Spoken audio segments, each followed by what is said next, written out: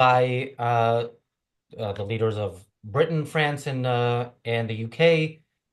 Other statements by European countries suggest that we're moving in the direction of Britain. Did I say Britain, France, and the UK? Britain, France, and Canada. They used to be the same thing. But anyway, yeah, moving towards a policy of sanctions. Up until now, they condemned the fact that Israel defends itself in the war that it was forced into.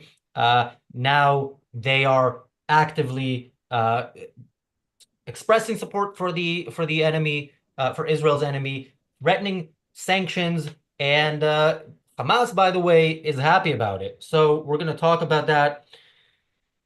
We're going to talk about that today, and we're going to read some of those statements, including Hamas's response to Britain, the UK, and Canada, Britain, France, and Canada. I'm going to stop saying that. I'm just going to blame Britain, okay? The British and others statement.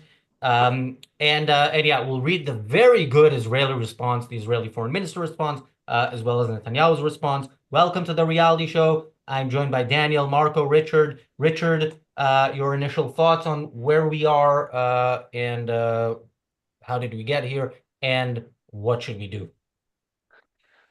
Well, my initial response is this is zero surprise, but that doesn't mean it's not maximum disgust.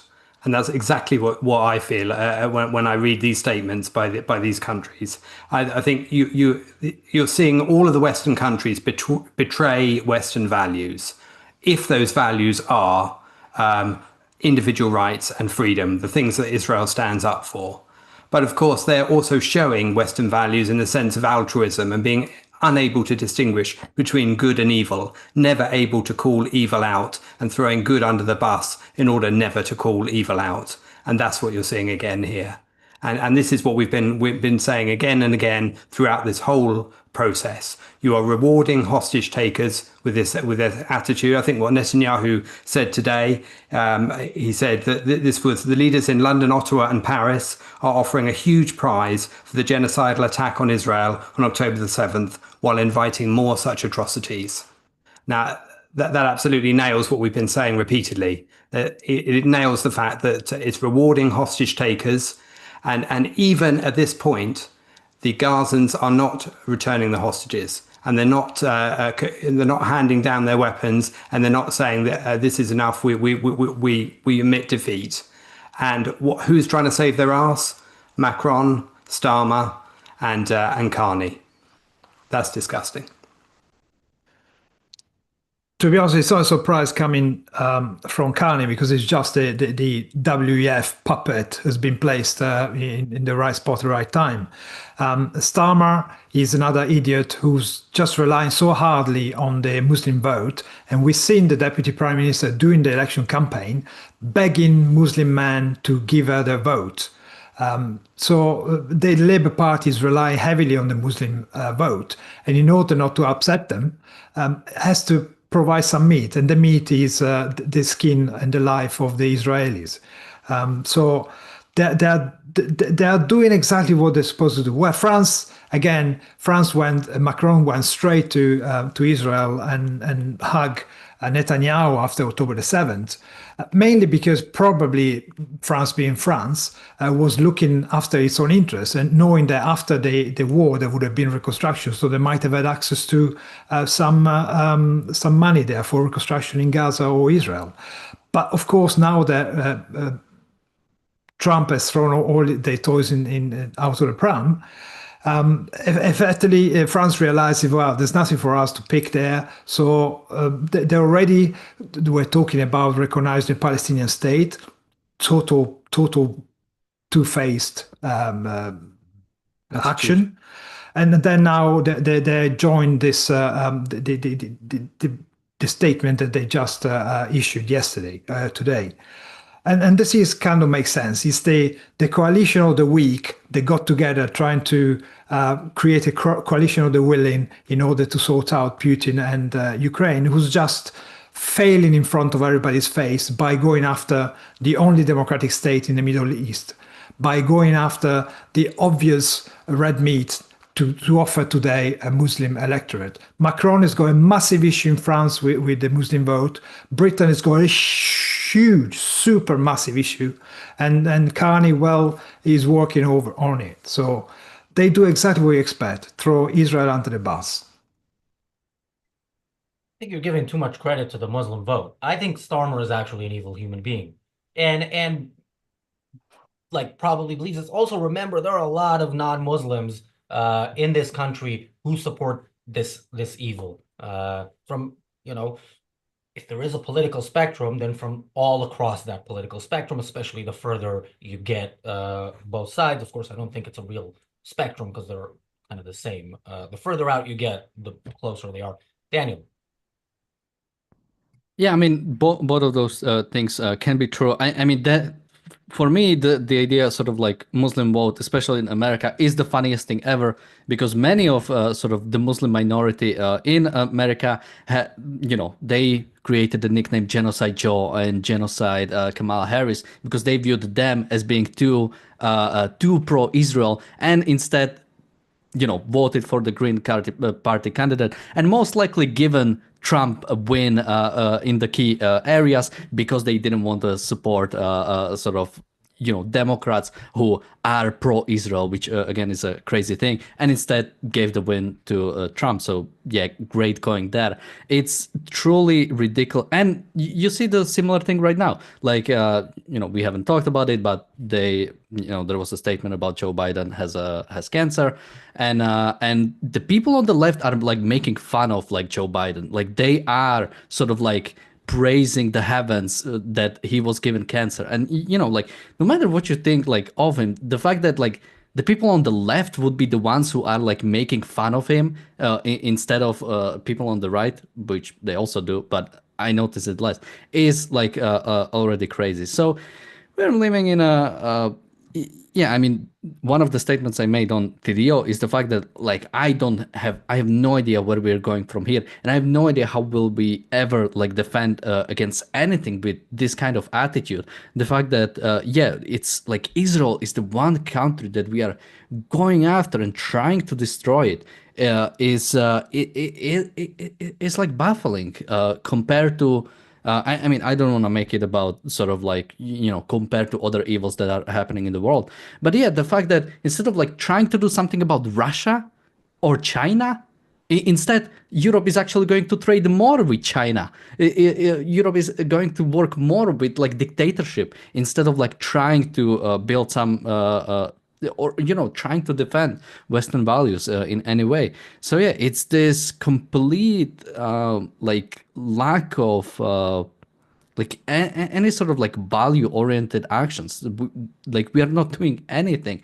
We're not like European Union or European countries are not trying to be productive in any way, not trying to do anything with them. Instead are spending all their energy to go after Israel of all places. It's yeah, I mean that has to be called out. I think that's why you have so much response. That's why you have support for Trump. Like people do not want this kind of rhetoric and will pick whatever else. And yeah, that's why you have that kind of response. And there is going to be more response, and there needs to be a principled response. We need somebody to actually call people out for that on like a world leader that would call that out on a principled standpoint that cannot be fought against. So finally there can be good.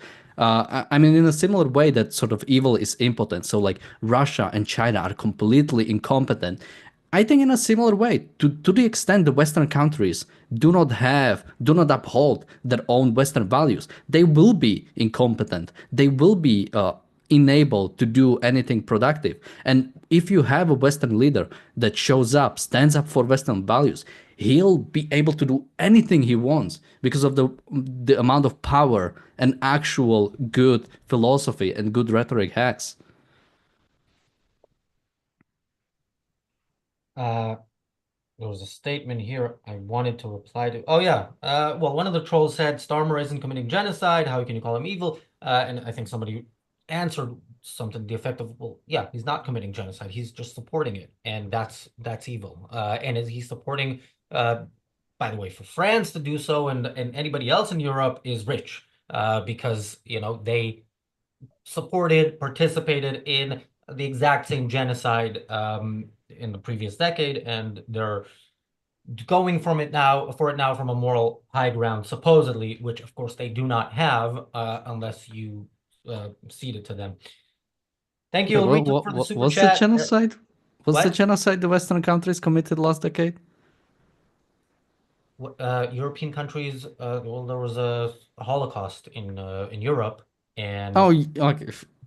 yeah, Yeah, but that and wasn't like collectively Western countries, especially like putting that on like England and France. I think it's a well, bit. no, not putting it on England. France, stood by and France, let's say, fought like French people fight, like the French fight, not all French people. Thank you, Elrito, for the super chat. Elrito says, "Who's number one now? Time to find non-Ryan believers." I don't know the second part of that, but yeah. I guess who's number one now? I actually don't know the answer to that either. Elrito, I can see you're number three. All right. Should we? By the way, in the Daily Objective, we read the joint statement. We didn't read the last paragraph, but we can do without it, right? It's there. Go find it. It is more of what we did read here. Yeah, what I do want to read before I get to, like, later on, I'll get to why I really think the sanctions are something that Israel should absolutely embrace. Let me read this tweet that by the Israeli foreign ministry that I liked so much that I even retweeted it, even though I'm not super comfortable retweeting Israeli government offices. This is the tweet.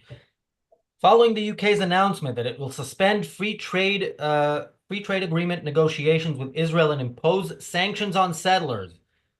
Even prior to today's announcement, the free trade agreement negotiations were not being advanced at all by the current UK government. Not a surprise, of course. More than that, the agreement would serve the mutual benefit of both countries if, due to anti-Israel obsession and domestic political considerations, the British government is willing to harm the British economy. That is its own prerogative. The sanctions against residents of Judea and Samaria are unjustified and regrettable, especially at a time when Israel is mourning yet another victim of Palestinian terror, Tzeila Gez of blessed memory, who was murdered on her way to the delivery room. Doctors continue fighting for her newborn's life in hospital. The British mandate ended exactly 77 years ago. External pressure will not divert Israel from its path in defending its existence and security against enemies who seek its destruction. Now, absolutely perfect statement. My only fear is Israel has made good statements in the past, not frequently, but from time to time, and never backed it up with actions. I really hope they back it up with actions. And since there is a threat of sanctions, and there is these statements from recent days, like we have to give humanitarian aid so that the international community allows us to continue the war. Well, if this is the response to Israel's humanitarian aid, then you do not have to send humanitarian aid anymore. You do not have to. If this was the reason why you are avoiding targeting terrorists when you know they're hiding behind civilians, you do not have to do that anymore. Do everything you're accused of doing in action, not in words that are misused, and finish the job. And you have to do it now. I think this is a moment that is exactly like we're basically at a moment that was like October 7th and like the day when that Saturday when Trump said by this time it's Saturday, the hostages will be released or there will be hell to pay, and Netanyahu basically made him look like a joke.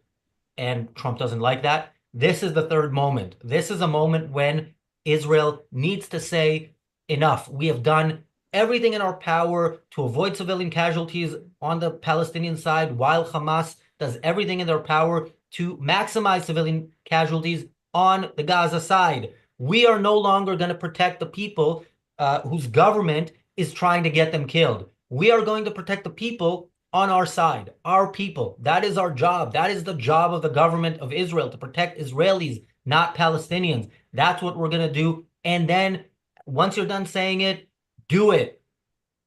Richard. Yeah, just on your point about the British government is absolutely willing to harm the British economy. They are socialists after all. That is what socialists do, for ideology, every time.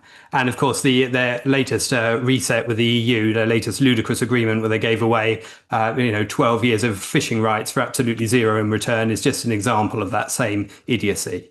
And following, I don't think it's any coincidence that following a weak as piss deal with the US that they did recently, and this EU capitulation, that now they are talking about the fact they're not going to go ahead with an Israeli deal with the Israelis. They're going to put on pause the UK trade talks with the Israelis. They were never serious about that in the first place. Too many people in the Labour government have been arguing that people should not buy Israeli products. They were never going to do that, to be honest. In fact, Rachel Reeves has today, on the same day that they've been talking about suspending this agreement with Israel, Rachel Reeves, the Chancellor, the equivalent of the Finance Minister in the UK, has said she wants to strike a trade deal with Saudi Arabia, the United Arab Emirates, and Qatar. So they're clearly expressing where their loyalties lie, for sure. And of course, as for France, well, France is about to co-chair next month a meeting in New York. They're co-chairing it with Saudi Arabia. And there's 148 countries signed up to at that conference announce that they support a Palestinian state. And France is considering becoming one of those, in addition to those 148, as is the UK. This is the way that the West is going. It's going to absolutely sell out every ideal that we support here, and absolutely every ideal in terms of freedom and individual rights is going to sell it out for what it considers a virtue prize of supporting people who are holding hostages, who carried out genocide on October the 7th, and who have not regretted 1 second of it since, nor have they said they would not do it again. In fact, they said they would double down and do it many times again. So all of that is indication that that France and the UK, in terms of their governments, are absolutely on the wrong side on this. It is hideous and foul. Well, yeah, the French state is the last ally you would ever want. They're always two-faced, and at some point they will stab you in the back. So that's nothing new. We've seen that before. But yeah, going back to the guy who said Starmer is no evil. Really, Starmer is a human rights lawyer. He was number 2 of Jeremy Corbyn in the party at the height of the anti-Israeli and anti-Semitic problems in the Labour Party. He was in favor of harder and longer COVID lockdown. He was pretended to be in his home when he was actually during lockdown, when nobody could move, was in somebody else's house, pretended to be at home, shielding himself. As Richard pointed out, the Chancellor, Rachel Reeves, the finance minister, she lied on a CV, pretended to be an economist, and then she wrote a book and she plagiarized it. Angela Rayner, the deputy prime minister, she is the one who went begging Muslims and promised them to help them for the ceasefire and all this kind of stuff in Gaza. She was seen in DJ booths, partying it and whatever. She got free New York trips and all this kind of stuff. The business secretary is another lying bastard. He pretended to be a solicitor. He misled. It's a mistake. Misled everybody, pretended to be a solicitor. The transport minister had to resign because she was a crook. The foreign minister, Lamy, is a racist idiot. There's no other description for that guy. And most of say he pretended to be black, but maybe on that he's not lying. Continue. Well, he certainly knows his color. Don't worry, he's exploited a number of times. Most of the MPs in the Labour Party are actually slaves of the unions, so they push the extreme left propaganda against Israel. The anti-Semitism is just dripping out of this party, and Keir Starmer is the leader of it, who pretends there's no issue with anti-Semitism, and now today is actually showing his real face. And of course, what it's done here, but by saying that the aid that Israel is letting is not enough. Well, if I were Israel, my response would be, okay, fine, it's not enough, so we cut it all together. How about that? And frankly, I mean, I'm not known as a very diplomatic guy, but the answer that Israel should have given to the three of them would be an fuck and off. Just the words would be quite clear. And again, you're not going to get anything sensible from Israel either, because of course the other idiot, Yair Golan, which is the chair of the Democratic Party in Israel itself, came out with some stupid, idiotic statement saying that Israel effectively is killing babies as a hobby. I mean, this comes from an Israeli guy. Yeah? Talk about the corruption within Israel itself, how people in Israel have lost the plot and do not know how to win a war and do not care about really ultimately the safety of their own citizens. So this guy is either stupid beyond he's unfit to be a human being, certainly to be in politics, or he's got fingers in the pie, so he got his own interest. He's got reason why he needs the status quo. He doesn't want Israel to win. He doesn't want Israel to be safe in their own home. And again, nobody cares about the hostages. You know, children are dying, famine, blah blah blah. Yeah, well, they never said anything about the Bibas children. They never said anything about the babies killed on October the 7th. Suddenly, they are all pro-children, these guys. They're a bunch of rotten individuals who would cozy up to the very first dictator and tyrant that come their way because, it's easier. Since you brought it up, let me quickly say something about Yair Golan. This is the biggest news story in Israel right now, not whatever Britain has put out. And by the way, I'll comment on it briefly, but if you want to see me comment on it not briefly, I did my Hebrew podcast on it earlier. Yaldei Midrachov, if you speak Hebrew. If not, you'll just hear the brief comment, which is what I said on that show as well. Yair Golan, it's not news that he's a traitor. And I don't know why people are surprised, but the extent to which he is a cheap populist makes your average politician anywhere look principled. Yair Golan on October 7th, Yair Golan made it up to, high rank in the Israeli military. On October 7th, he put on his uniform, took his gun, went down south to fight against what was going on. And of course, this was big news because wow, look at this guy. He's of the left, but he's a patriot. That was when he knew that Israeli sentiment towards peace with the Palestinians would not be positive for a while. Now he sees that the winds are shifting within Israel. He sees that they're shifting around the world. In that basically the stuff you hear from students at Columbia University is now policy in many Western countries. Now this is his position. I think there is stuff there that will hopefully be done.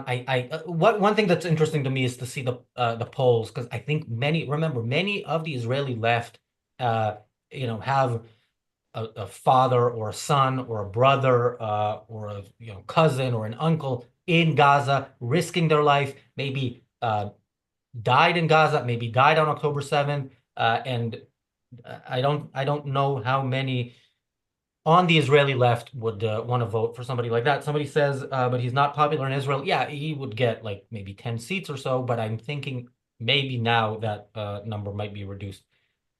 Daniel. Yeah, I wouldn't say he's not popular. He's definitely right. I think he is one of the most popular opposition, or sort of in the polls right now, if there was an election. So, well, that's what the polls say. What are you disagreeing with? That they would be like the third or fourth biggest opposition party. So no, they are like tied with all the opposition parties right now. They're not. Yair Golan is not tied with Lieberman and Lapid and stuff. It is, according to the latest polls. Really? Yeah. All right, can you send that to me and continue? Sure. I will look it up. That is a surprise, and I think it's not. If it is, it's not going to be the case in the next few polls.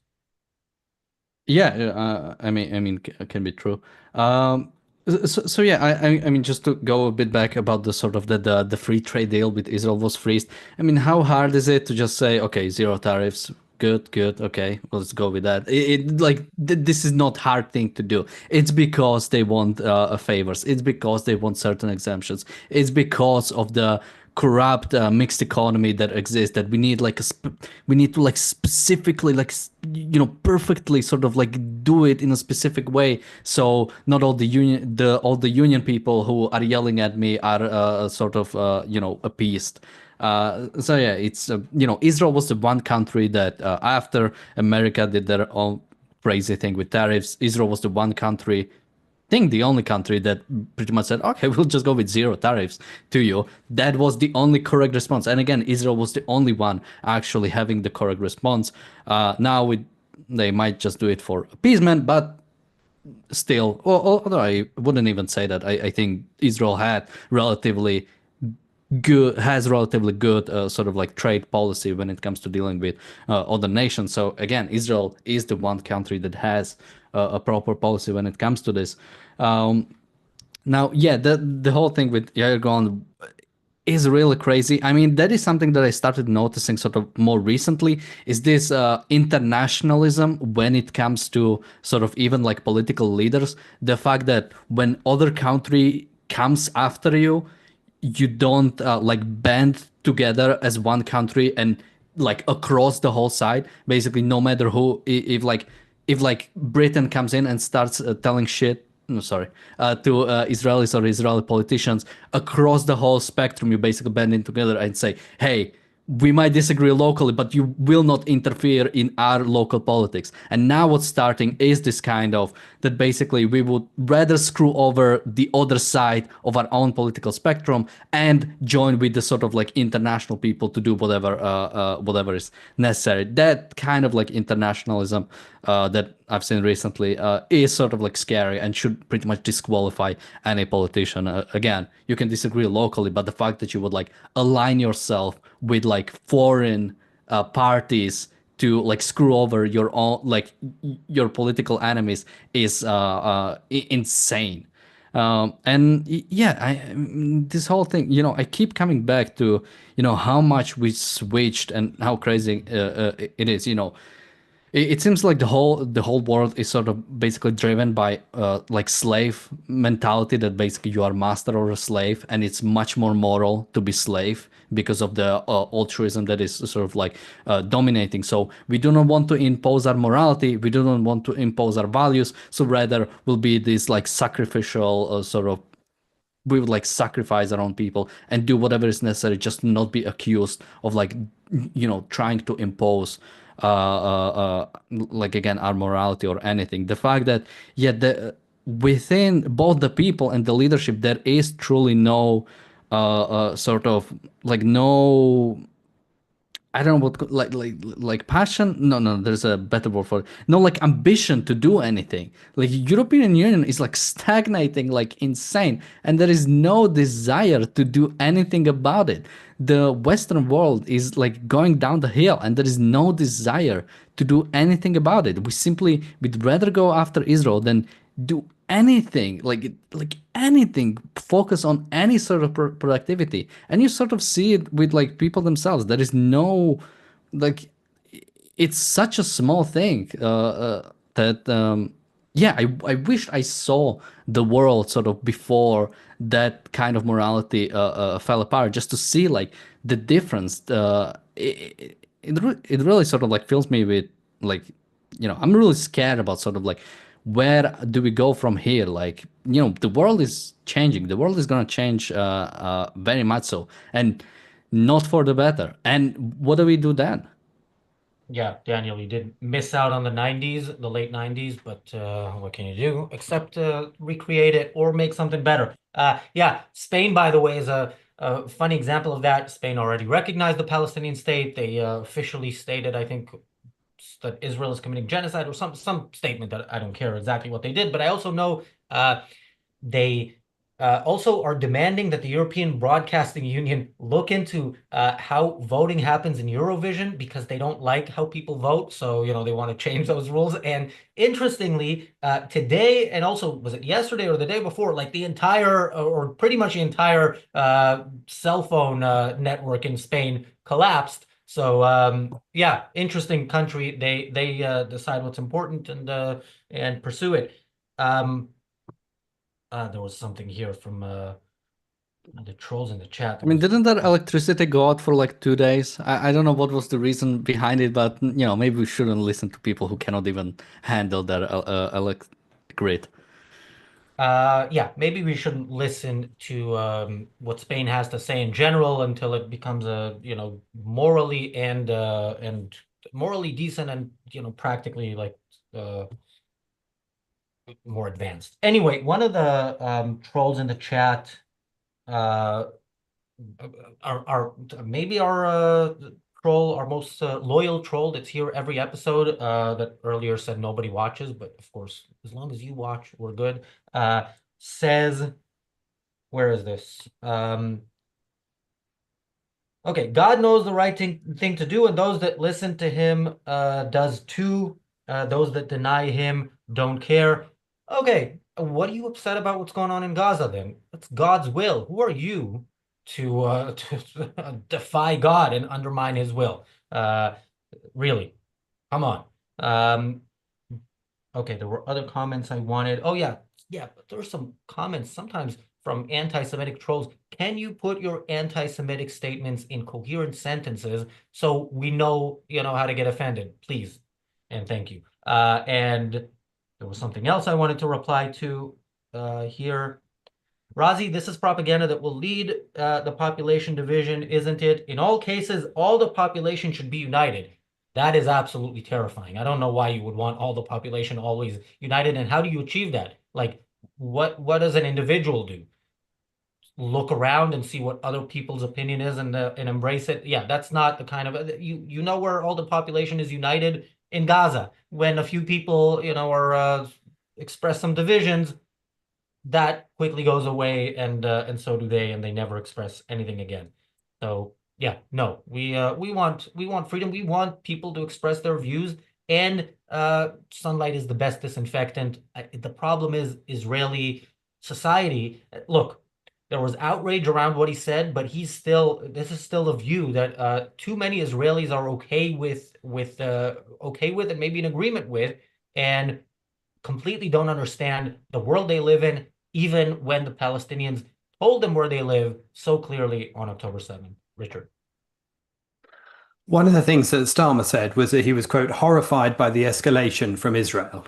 Now, that's something they always say, but what does he mean by that escalation? Because that kind of comment always seems to come out very shortly after Israel successfully kills a Hamas leader or two by acting militarily against Hamas, which is exactly what it did by managing to kill Mohammed Sinwar and Zakaria Sinwar, the two of the Sinwar brothers who were remaining. And Mohammed Sinwar...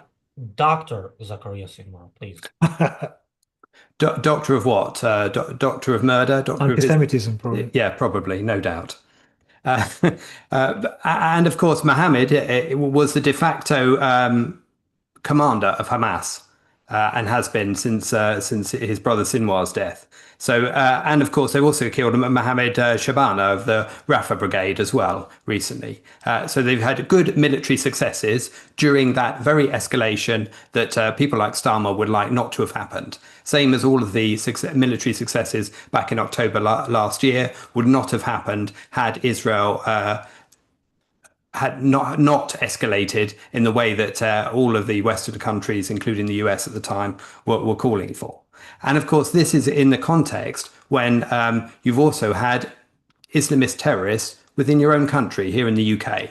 And they recently arrested 3 Iranian nationals who were plotting to attack the Israeli embassy in the centre of London.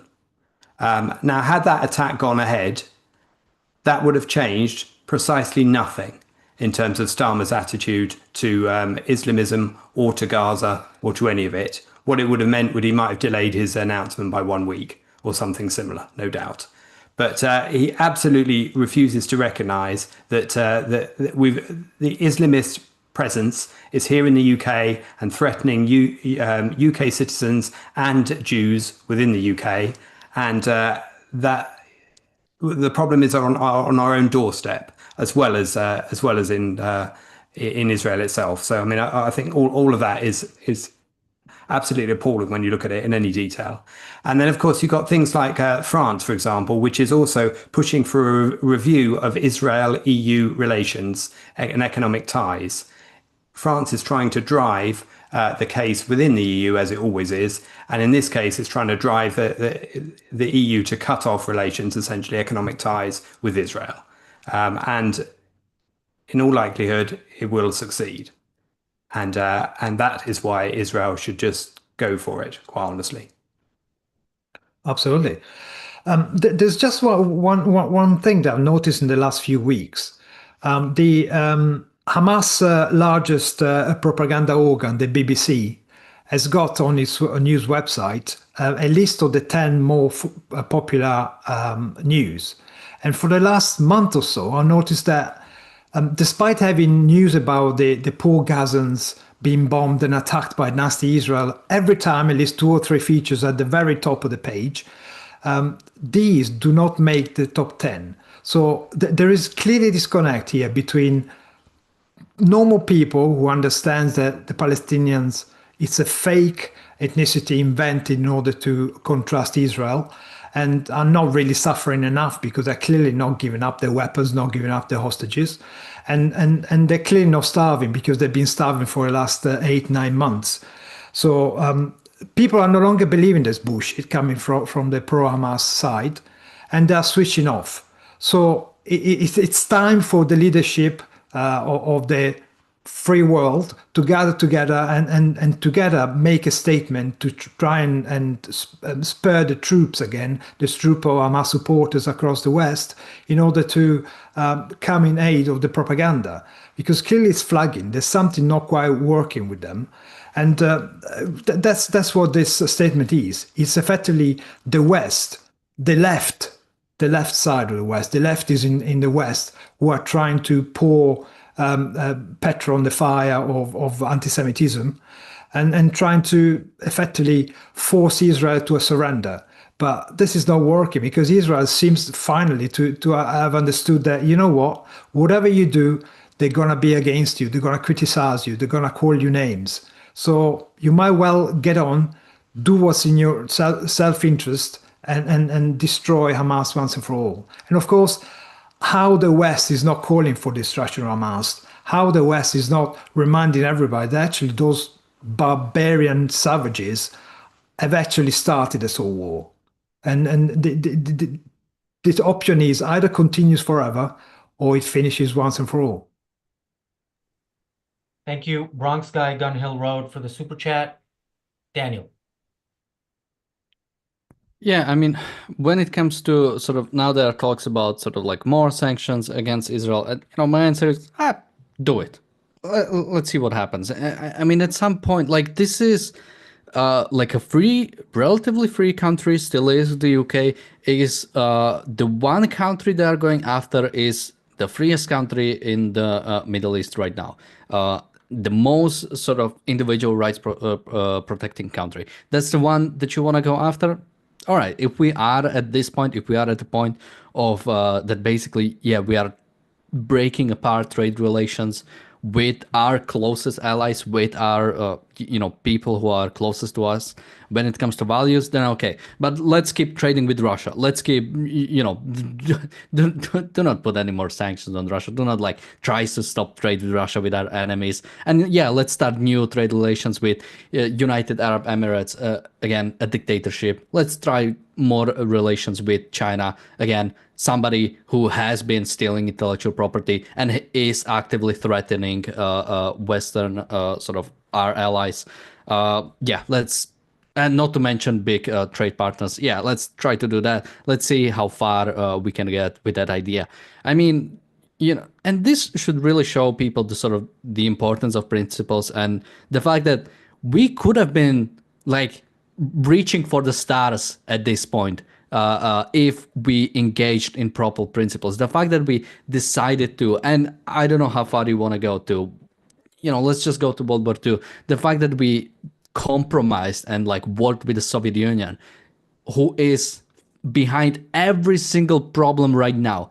The whole reason Palestinian culture, or whatever you want to call it, even exists, the whole reason why Arab states are still living was because of Soviet Union. The whole reason why China exists was because of Soviet Union. The whole reason why millions of people in Eastern Europe were living under dictatorship for 50 years was because of Soviet Union. And we want to keep that Soviet Union alive, at least the spirit. So we cannot destroy Russia. We cannot do anything against China, because finally we would live in a world where we wouldn't have this oppressive country spreading its evil culture around the world. So let's keep it alive for, I don't know. It really does seem like they just don't want the world to be boring or something. So, let's keep these dictatorships alive. So, we as politicians have something to do.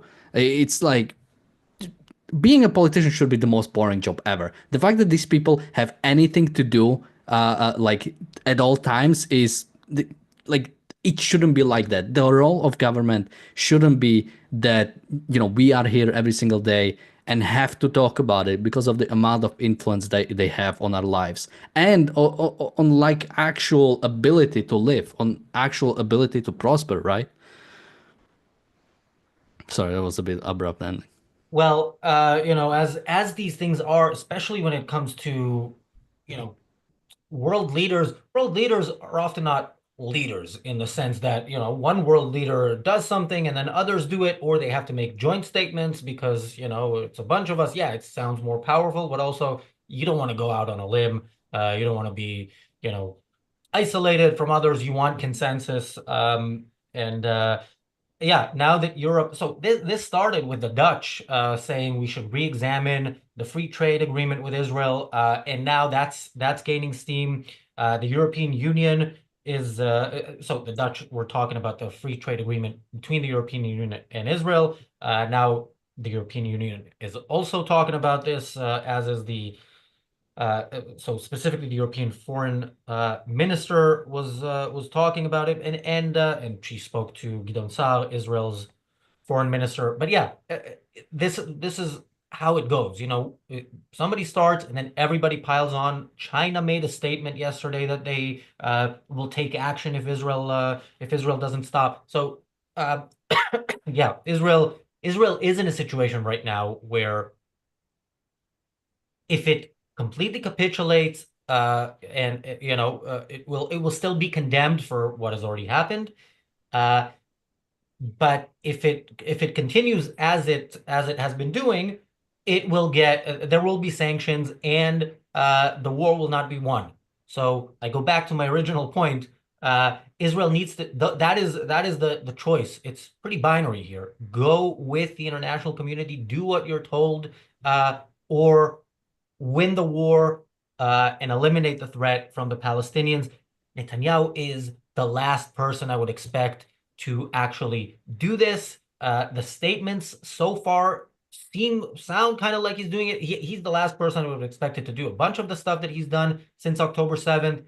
So maybe we'll see something. But look, yeah, Israel needs to recognize that it is in a different moment in this war, and act accordingly, hopefully make the right choice rather than the suicidal choice.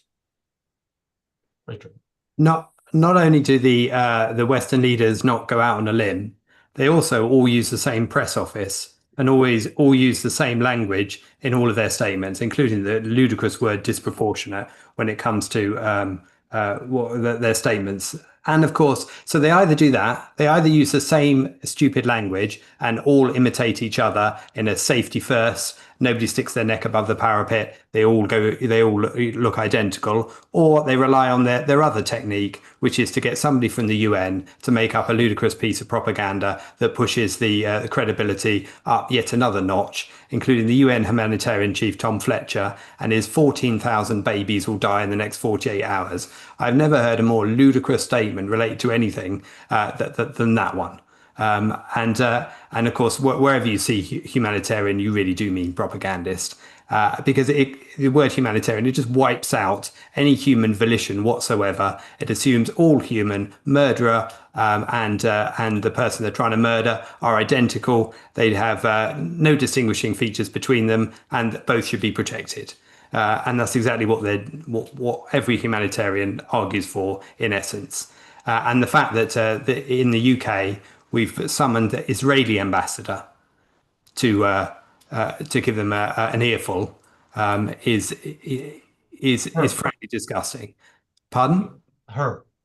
Her, yes, yeah, Tsipi Hoteveli, yeah, if I'm pronouncing that right. Yeah, it's as good as I can do. But yeah, so Lamy and Co. Have summoned her for an ear bashing, and as opposed to cutting off diplomatic relations with Iran, which you should do, instead of summoning them about the fact they were going to had nationals within the UK about to attack the Israeli embassy, for example. It's all so messed up. It beggars belief. But of course, we've been living through this and we've been seeing it every day, and none of it is a surprise. And you just think you're going to wake up from it and it's going to end, but it just doubles down and gets worse and worse. And what is the outcome apart from slavery for all of us? Daniel, earlier on you said that Britain is still a semi-free country. Well, it's actually less free than you thought it was, because if you said if you tweeted the words that you mentioned in the TDO earlier on, something about they could even flood a Gaza for what I care. If you did that in Britain, you would get a 31-month sentence, like a woman who tweeted something similar regarding hotels for migrants. So, we're even less free than you could have imagined from Slovakia. And this is, a result of Starmer's government. They decided to politicize this kind of thing. They decided to go after free speech because they do not like free speech. They do not like freedom in the first place. People left alone to do the things that is good for them grates with them. They are moved by envy. They do not even have an ideology. They don't want to redistribute wealth. They just want you to be dragged down to their level. They want what you have, and that's what moves them. That's why we see them grabbing freebies, grabbing money from millionaires, grabbing all sorts of purse that can get their dirty paws on, their dirty socialist paws on, because they see what you got and they want it as well. It's not any ideology behind it. It's just pure utter envy. And regarding the EU not acting enough, they act even too much. And the EU is another example. When they see something successful, they go after it. Apple, it's doing too well. Let's start finding them with the widest excuse we can come along. The US is doing too well. Is trading with other people. We don't like that. Let's put sanction on US stuff. And when the US retaliates, stupid as it is, they get offended. I mean, they're just a gang of criminals, really, who happen to be in charge of some countries. And regarding Israel itself, I mean, yes, the ideology, the ideas of Golans are not exactly unpopular. The people who protest in favor of dealing with Hamas, getting hostages back at any cost, are effectively working for Hamas. They do not realize that it's not in your self-interest to do this kind of stuff. But that's so widespread among the population who believes that doing something good as is seen as doing something for somebody else, pure altruism, it doesn't work for you. It's counterproductive, and that's why we're in the situation in the first place. Anyway. Yeah, I mean, what can you even say to that? I mean, Mark made the point about sort of how free the UK is, and I know it's a really And it's an old law. Basically, there is law under British system that basically, if you inspire racial hatred, that is punishable by law. And I think it goes back to like the 80s or 90s when the law was originally passed.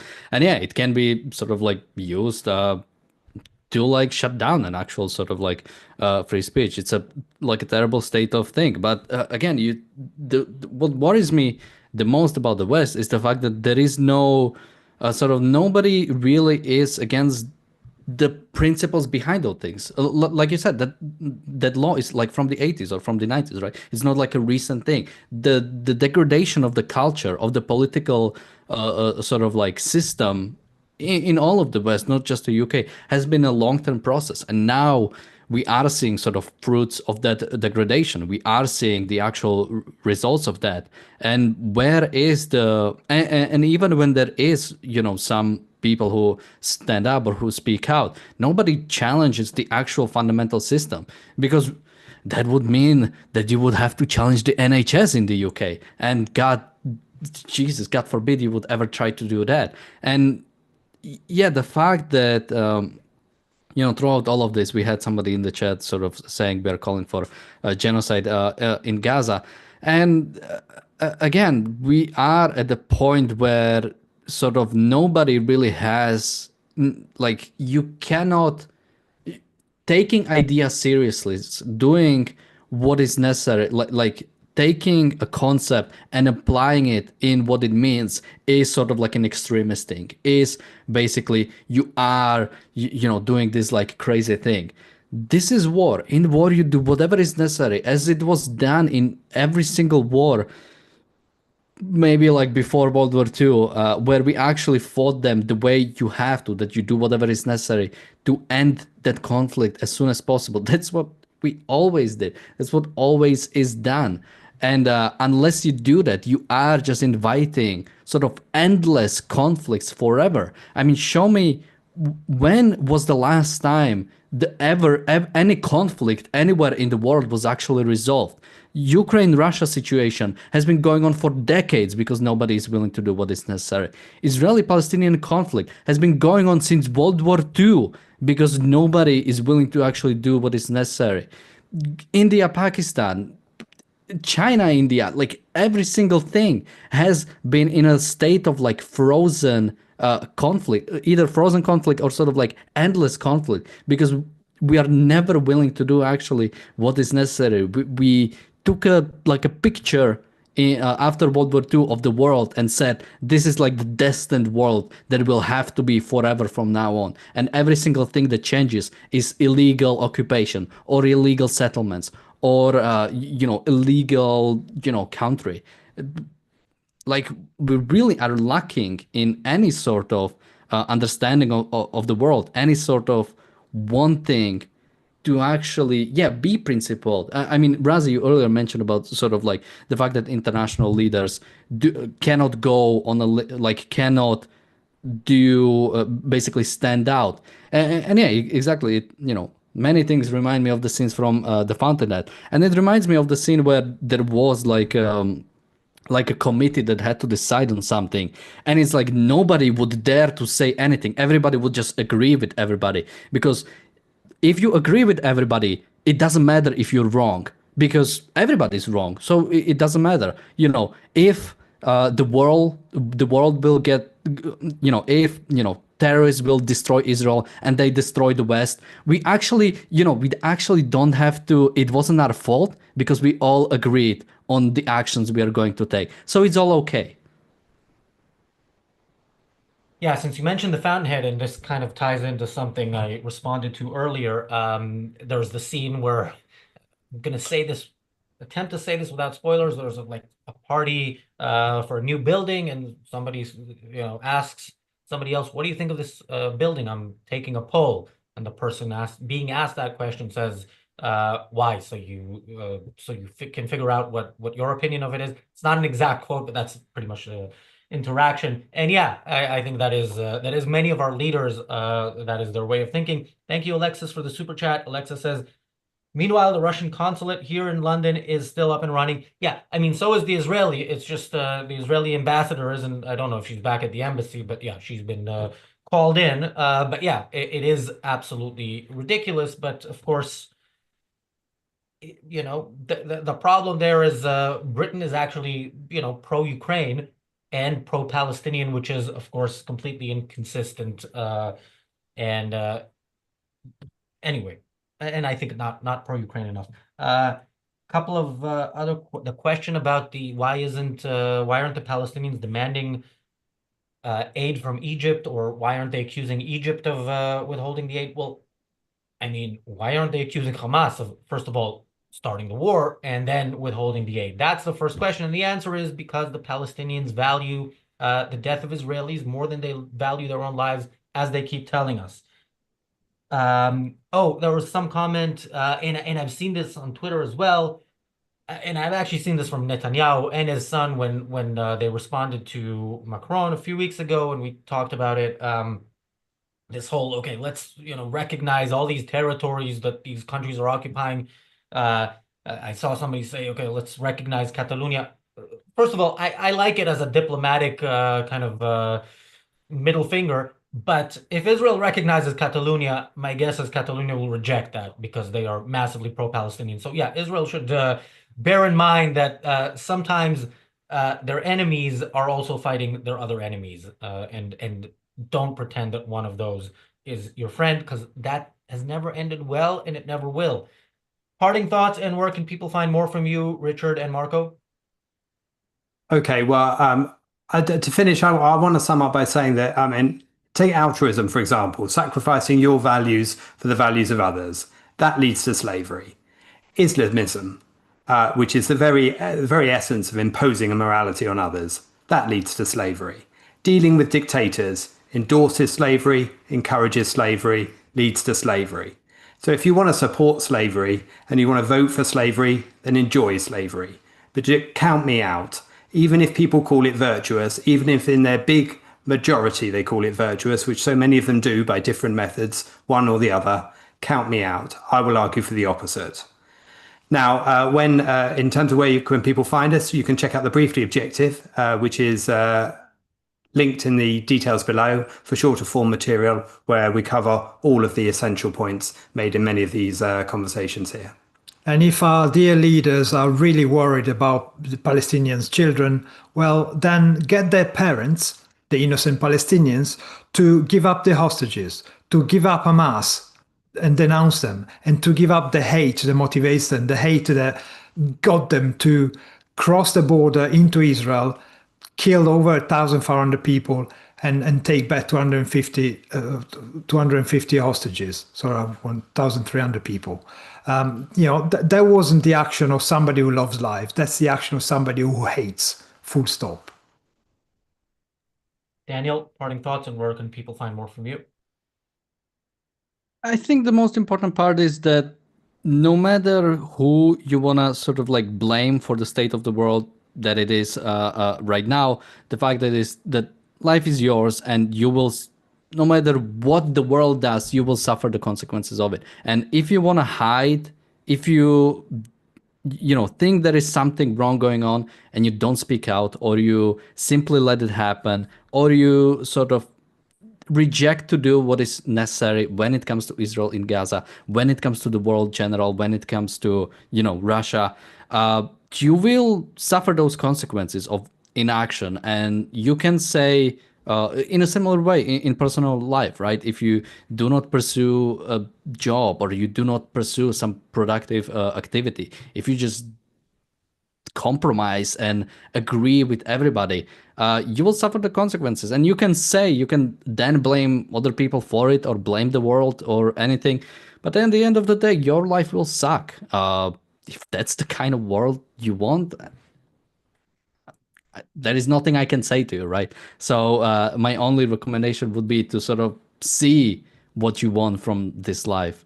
And somebody earlier asked why Daniel is looking like that, and I haven't been able to get that out of my mind because I have no idea what he means by that. But I'm trying to do a new hairstyle. Normally I have like a hair to the side, trying to like split it in the middle. I think I need to get a certain haircut to make it work a bit better. But yeah, that's You look the like a reason. surfer dude. Yeah, right. I'm also I'm also trying a new hairstyle.